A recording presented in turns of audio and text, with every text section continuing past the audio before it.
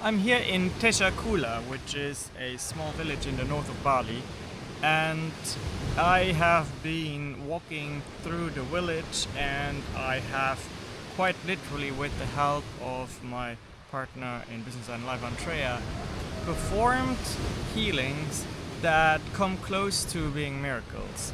One that comes to my mind is we were walking up this very small back street, and we were listening, we were hearing some music, we were following the music, and we came to a house where the woman of the house ushered us into the house, and I was so curious to hear where this music came from. I really wanted to know, and she somehow signaled to us that she was going to show us. So we get into the courtyard of the house, and we see the son of the family with two big speakers that he had installed, and he was an avid karaoke person. So that's essentially where the music came from. So what happened after that was absolutely breathtaking, because I decided, as always, to offer people who are giving me some kind of gesture, who are giving me something, even just inviting me into their home. I decided to offer them a treatment. The woman was carrying a baby, and she signaled to us that she had a very sore shoulder. So I had her sit down, and I gave her a treatment, and the pain that she had been living with for probably several years disappeared within a few minutes. This is really probably my favorite healing of the week here in Tejakula. We're going to Ubud tomorrow, actually, so I'm very excited to see what we can do there. But of course, what we're trying to understand is, how is this possible? People are asking me all the time, with a healthy level of skepticism, how is this possible? And the truth is that conventional medicine, mainstream medicine, never wants you to believe in these quote-unquote miracles, because you can't make money with it, and it also goes against what they can fathom. When we talk about these healings, we can not only rely on the physics and the science we understand, we have to combine it with metaphysics. We have to combine it with a certain element of divinity, and then we can tap into very powerful healings. I want to discuss an excerpt out of a book here. It's called The Brain's Way of Healing: Remarkable Discoveries and Recoveries from the Frontiers of Science. So there is this part in the book that discusses a man who had lost complete eyesight, specifically in one of his eyes, to the point that the eye actually had atrophied so much it didn't have any function anymore. This man, who, against all odds, against what all the optometrists and eye specialists said, this man was able to bring back his eyesight on his own, following a few exercises that you can read for yourself in the book. I'm probably gonna put the link to the book in the description. But essentially, what he did was he laid down on his back quite a bit, and then closed his eyes, placed the palm of his hand on his eye so that there was complete darkness, and then he would analyze what kind of shadows of black, tones of black he could identify.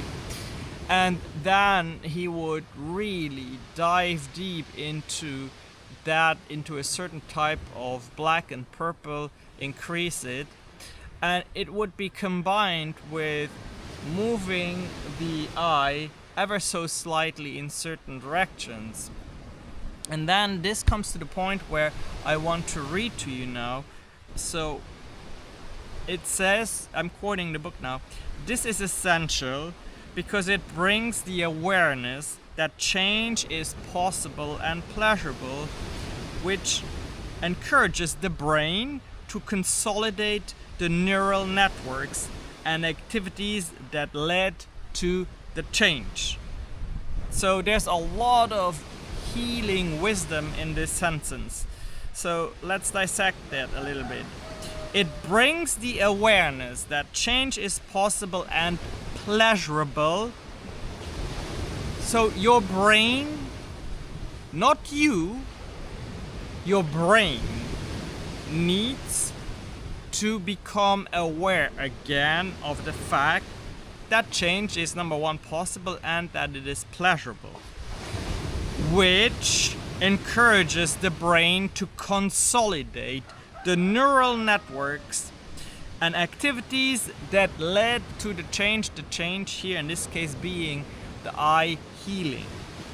Let's look at that second part of the second sentence, which encourages the brain to consolidate the neural networks.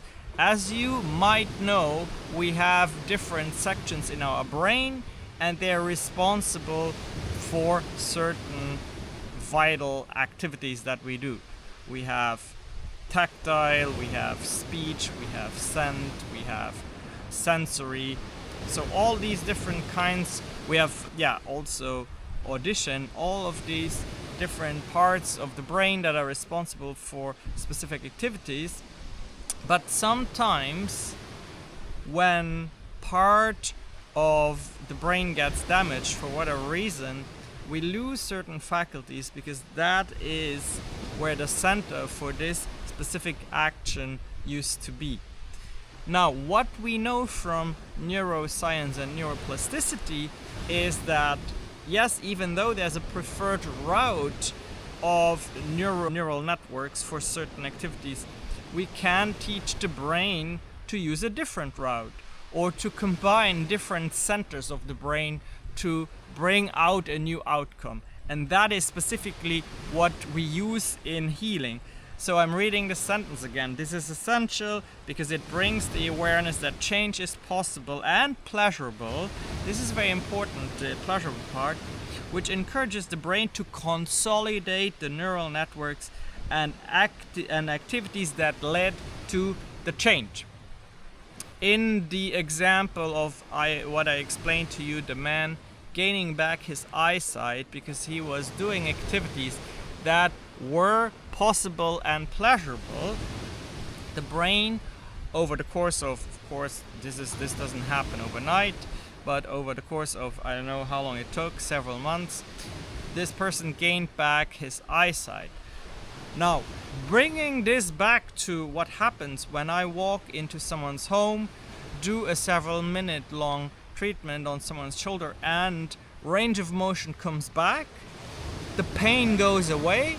How is that possible? It is because I have learned how to give the brain different stimuli that teach it that it is at the same time possible and pleasurable to have sensations in combination to the shoulder receiving input and feedback from its environment that makes it possible and pleasurable to coexist. So this is really most of what I do when it comes to functional neurology.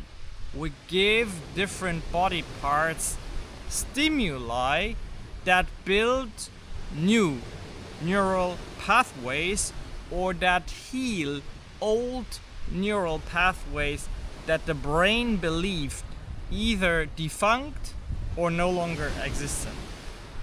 And that, my friends, is how you can create a very powerful change in your body on the physical level, on the mental level, and also on the spiritual level. This, if you expand neurology and neuroplasticity into different levels of perception that we don't yet understand but that do exist, then amazing things become possible. You might have heard or read or seen that we only use, I forget the exact number, but we only use a very tiny fraction of our brain's power. About 80%, let's just say 80% or maybe 90% of our brain's power is not utilized by us. It is part of the parasympathetic system, meaning all of the functions that we are not aware of or that happen automatically, if you will. But it is also part of a spectrum of life that we can simply not understand because we don't have instruments that measure what is going on in these spectrums of life. The fact that we can only see what we see does not mean that there exists more than what we see. And if you find that hard to believe, then just understand that you can't see the radio waves that transport your phone calls. You can't see the Wi-Fi signals that bring internet to your devices that are connected to the internet. You can't see what travels into your belly when you all of a sudden feel a little bit weird. I have this weird gut feeling, we say, right? That comes from somewhere. There's receptors in your gut that receive signals that you don't understand and you don't see, and your physician most likely does not either. If we learn these principles, if we understand more about that, and these principles, as everything, is based on patterns and on laws and rules of nature that we don't understand, but if we learn those by either looking further or by building upon laws and rules of nature or of ancient knowledge, then quite literally the boundaries disappear and amazing things become possible. But I'm getting a little bit ahead of myself here. Really, the purpose of this video is for you to understand, based on a book excerpt that I was analyzing, that you can be healed. We're not necessarily talking about gaining back eyesight. I have not been able yet to give that to someone, but I'm talking about a lot of other things, namely pains in different parts of your body that disappear, emotional heaviness that disappears instantaneously. If you have a hard time believing me, I encourage you to look up my name on social media, Shankar Ponsule, and also our brand Go Pain to Power, and you will see hundreds of testimonials that help you understand what is possible. I'll see you in the next video.